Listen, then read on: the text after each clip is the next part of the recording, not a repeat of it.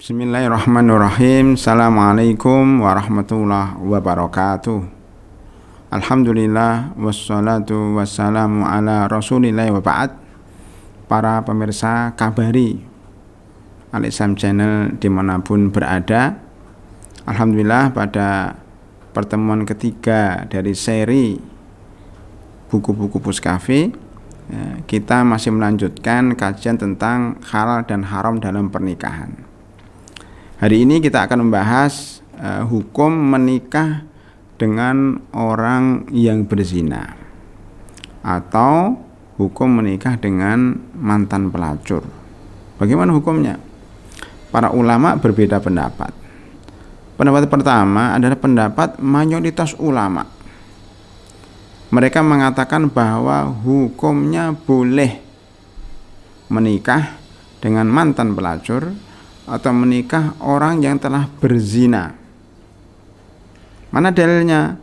Dalilnya adalah firman Allah Subhanahu wa taala dalam surat An-Nur ayat 32. Allah Subhanahu wa taala berfirman, "Wa ankihu al-ayama minkum." Nikahkanlah orang-orang yang masih sendiri. Lah orang yang berzina atau orang yang melacurkan dia atau pelacur itu adalah orang-orang yang belum menikah atau mereka sudah menikah tapi kemudian selingkuh.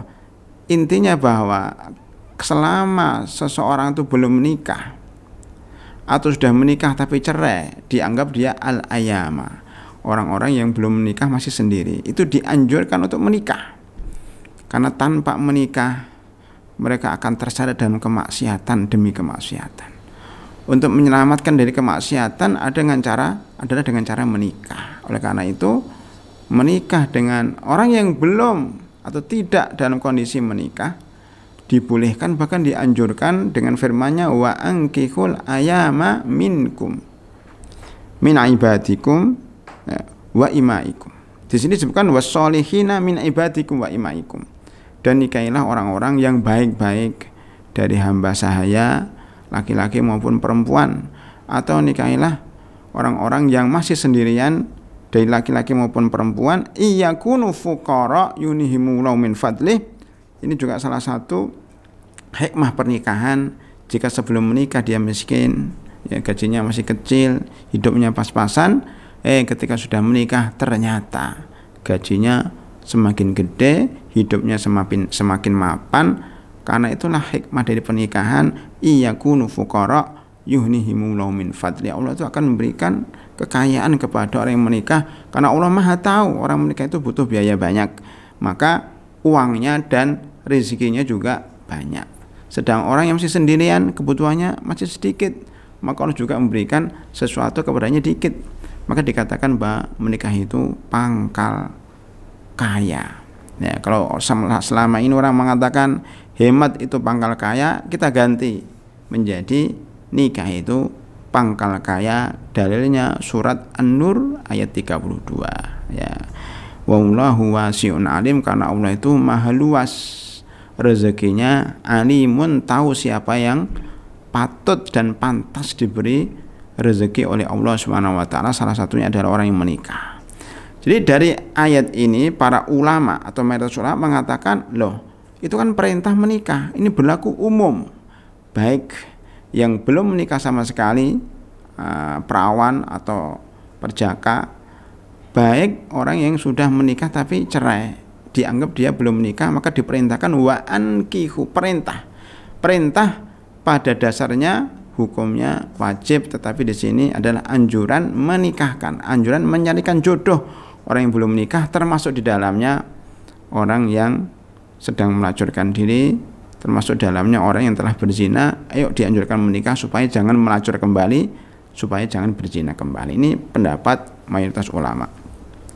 Di sana ada pendapat lain, yaitu pendapat Imam Ahmad dan beberapa ulama lainnya mengatakan bahwa tidak boleh seorang muslim menikah dengan pelacur atau mantan pelacur atau orang yang telah berzina.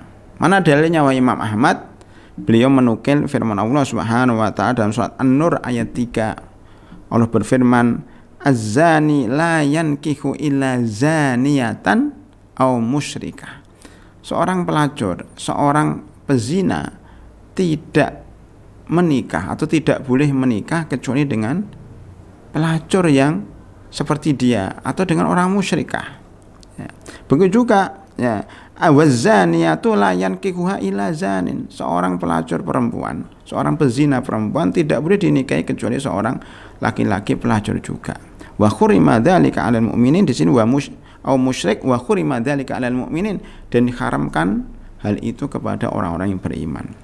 Nampaknya atau secara lahir ayat ini melarang orang muslim atau orang mukmin menikahi seorang pelacur. Tetapi hakikatnya tidak seperti itu maknanya.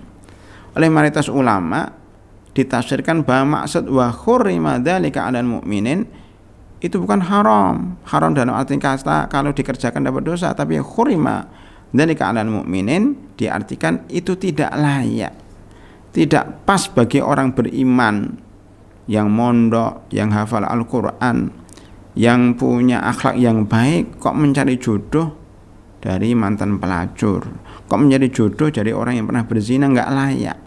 Nggak layak itu bukan berarti haram. Nggak layak itu tidak pantas. Orang yang pernah hafal Al-Quran di pondok pesantren layaknya, pantasnya menikah dengan alumni pesantren juga yang hafal Al-Quran. Minimal kalau orang berakhlak baik akan mencari jodoh yang berakhlak baik juga. Jadi ayat ini maksudnya bukan larangan, tetapi maksudnya pengarahan kepada yang lebih baik. Carilah jodoh yang sekufu, yang sepadan, yang setara. Ya, hafidhul Quran tidak setara dengan pelacur. Itu saja. Jadi dari sisi pengarahan, bukan dari sisi fikih. Kalau dari sisi fikih tidak ada satupun larangan seseorang menikah dengan orang yang telah berzina atau orang yang telah melacur.